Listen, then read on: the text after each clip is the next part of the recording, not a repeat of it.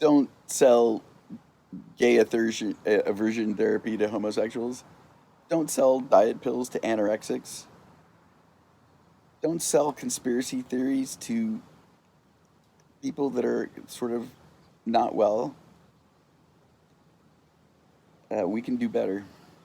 Hi, Brant Cooper here. I'm fortunate I get to travel around the world speaking with startup founders, investors, ecosystem developers. I've learned a lot in my travels. I've got some stories, and I have some thinking that I love to share.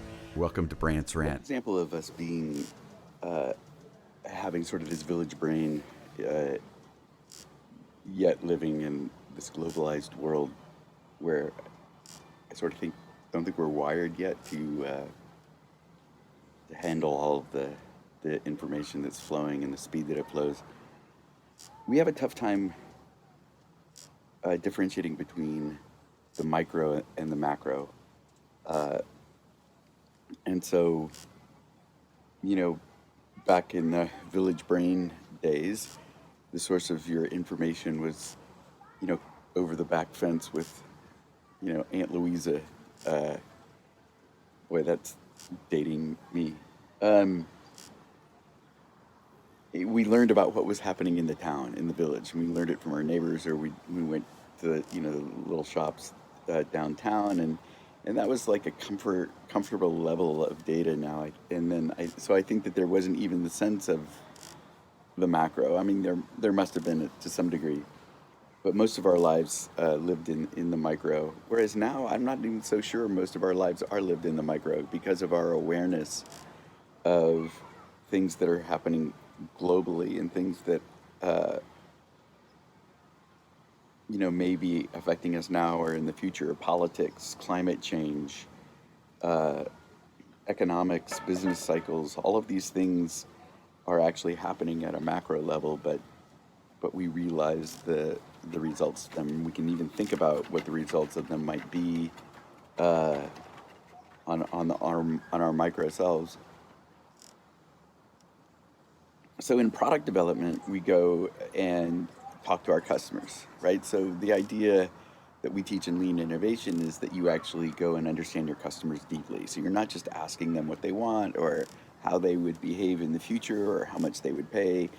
The idea isn't to get to them to just give you a list of features. The idea really is for you to understand them deeply and understand their needs and their aspirations, because as the product person, that's your responsibility to deliver the best solution that is going to have a positive impact on their lives. So you have to know them deeply. And so practices like design thinking and the different tools of design thinking uh, help one develop that empathy for the user. It's not really the same empathy as, say a Brene Brown talks about. There's an element of it that's similar, but I don't. You don't. You don't really have to have like a deep emotional connection in order to understand what the needs of your customers are. If you want to go there and your customer wants to go there, that's fine. But there are sort of normal business boundaries there, I think. Um, but what's also interesting about when you are developing a product or a policy solution, or uh, you have to get empathy for a broad range of people.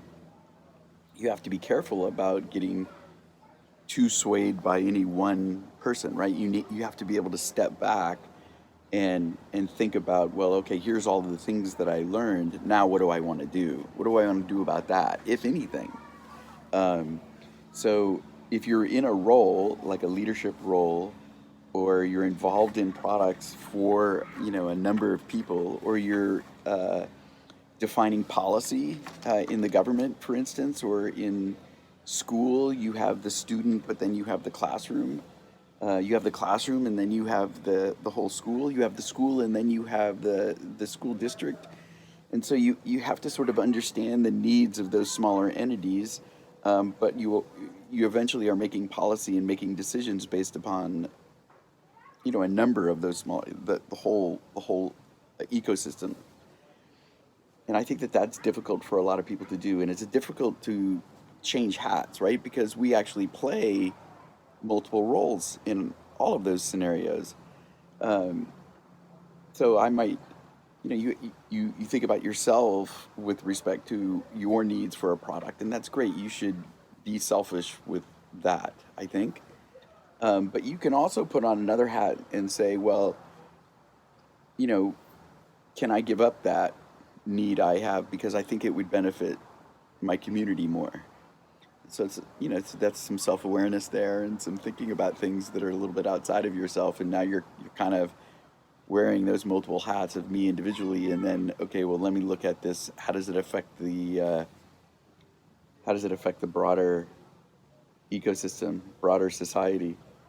And so I think that that ends up touching a lot of areas in our life. Again, there's sort of the more obvious areas, the someone who has kids that are trying to send their kids to school, or during the pandemic, it's going to have a different perspective on the policies of the government and how we're opening back up, and how we close down and all of those things. They're going to have a different perspective than the person whose kids have already graduated or don't have kids, or are in a different situation. And now you have whole swaths of people who have this common interest, and there's a bunch of other whole groups of people that have different interests.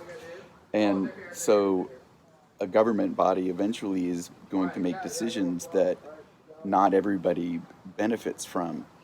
And I'm of the belief that not all of those things should be, it's voted upon, and the majority wins, right?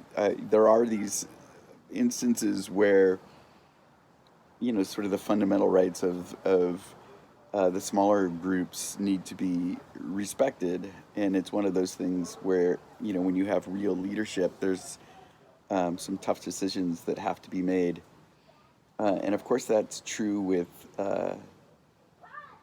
so that school example is starting to get into the politics, and it's certainly true with economics as well. I think that I think it also affects sort of the oppressed minority groups too. I think that I hear people who sit there and say that um, the women's movement was taking things too far, and it was anti-men, and this and that. And I was always sort of taken aback by that, because it seemed to me that they're only seeing that from the micro sense, like how it makes them feel personally, even though none of what women were doing had anything to do with taking something away from men. It was just them openly stating enough, and I get control of my own body, and I get to say no and yes, and these are my choices, and this is my power, and it's really really astounding to me that then men would take that personally. Even if they could stay sort of macro, they might find things that they object to, but to take it personally is mixing that micro and macro. And I think it's that mixing of whether we're talking about something on a micro stage or a macro stage causes all sorts of cognitive dissonance. Um, the Black Lives Matter, I think, is the same thing. I mean, I think that the black the black people are just saying, stop killing me, stop breaking the law and killing black people. That's like a macro perspective. Police should not be breaking the law, killing black people. And yet, a lot of white people's response is, well, I don't like the way they're protesting. Or we can't defund police because then bad people are going to come and get me. And it's a mixture of the micro and the macro. Now, if you take a step back, but keeping the macro perspective, you can say, listen, when you say defund police, do you really mean that nobody's going to be protecting people's personal property or homes? Of course, the Black Lives Matter people would say, no, that's not what we're talking about. What we're talking about is that the police institutions that can't follow the law need to be redone. They need to be restructured in order to serve society in the way that society wants to be served, including the protection and serving of citizens, is done in a better way, in a more effective way, in a fair way. And frankly, that's a positive effect to all people, not just black people. And I think most people are reasonable enough that if they were able to step back and look at it from this more macro perspective, that they wouldn't disagree with that. But they immediately go to what does it mean for them individually and their own fears, as opposed to staying at that macro level.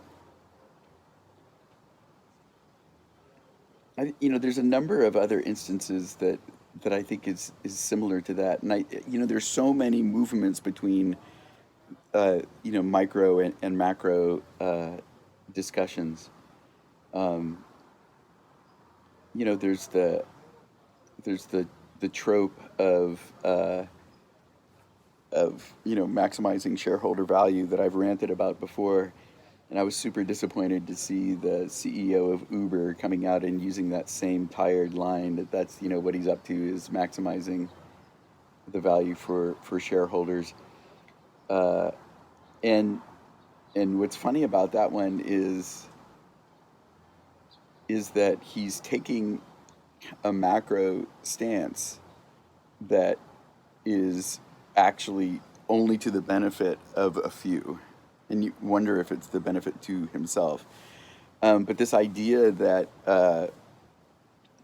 that the shareholders are homogeneous, and so he would know what it would mean to even maximize profits for shareholders as this group, really doesn't make any sense. If there's people that are just trying to flip their shares, then one behaves differently than those that actually want long-term a long-term investment. People that don't care about climate change don't want Uber to make any policies that cost more money that affect that benefit climate change. Whereas investors that actually want to stop global warming are going to want that investment. And and the same thing with labor and employee happiness. And without sort of taking a stand, I'm not sure at all that Uber drivers even want to be employees. That all seems a little strange to me. But sort of a flippant response that we're not going to do it because we're maximizing shareholder value actually doesn't make any sense at all. And it doesn't really take that much thinking to figure that out. If you haven't defined the term, like the length of time, and you haven't defined really which shareholders, you can't really say that you're maximizing value. Um, yeah, I mean, again, maximizing it today is different than if I'm going to maximize it for a year or 2 years or 3 years or 5 years. Or you could be like Honda and have a 500-year plan. Yeah, so the whole micro versus macro. I think that if you want to be an effective leader, you have to understand the micro versus the macro. You have to be able to sacrifice your own micro to the benefit of the macro. Um, and I think actually that is true, uh, even company versus society. Capitalism is here in the service to society. Human beings in society get to define the rules of capitalism. And so it's fine for, I think that it's pretty tough for capitalists, uh, executives, to not be seeking a monopoly, uh, that they're competing, and so you're going up against your competitors, and that's fine. So in that sense, they're striving for monopoly. Um, but I do think so. That's the micro. Capitalism has rules, so the willingness to play by the rules, the willingness to recognize that those rules exist for a reason and are valid because that's what society has has said, then you you have to be willing to then, I think, play by the rules. And it's not like these companies can't do that. A vast majority have their values on their websites, and the websites oftentimes are very clear that they believe that their value system is that they're going to play within the rules of capitalism. And so, great, it's a good step. But then we have to, it's like I live in a jungle here, you know, there's black cats everywhere. Um, but so in that sense, you're sort of as the micro, you're you're already limiting potentially the amount of profits that you're going to get short term if you're playing by the rules of capitalism. Some of those rules of capitalism are pretty obvious. Um, what needs to be done then is that as leaders in your company, you establish these values and you take those values seriously, and you define down to the level of that, here are the expected behaviors, and you provide scenarios, but the behavior for those values. And even more than that, and I got this line from Jason Yip at Spotify, which I thought he put really well, is that you can't give people just data metrics. You have to give them a qualitative guideline to that metric. It's a guardrail to that metric. So you're establishing what is the desired outcome within these ethical boundaries and maximizing, this particular metric. And so that combination provides, so then you give that to me, you give that to an agile team. And so that agile team is given the authority to do what they think is best to better that particular number, but also adhering to that qualitative statement that goes with the metric.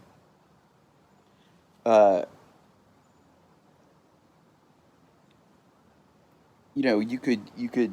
I think that the part of the problem is that people are so trying to automate everything that in this almost bizarre promise of artificial intelligence that it's going to be able to do all of these things. Artificial intelligence is based on human beings writing code, people. And so that suddenly all of these ethical decisions are going to be made by artificial intelligence, just beyond me. It's like, every time Facebook does something wrong, Zuckerberg says like two things. He says, "Oh yeah, our people messed up, and we're solving that with algorithms." And nothing has changed over the last 4 or 5 years. It's just unethical behavior on top of unethical behavior. Zuck is out creating community while he's screwing the world. Oh my God. Yeah. You have to give somebody a metric. We're going to improve the engagement of these customers, and then here are the ethical guardrails of what you're allowed to do in order to move that number.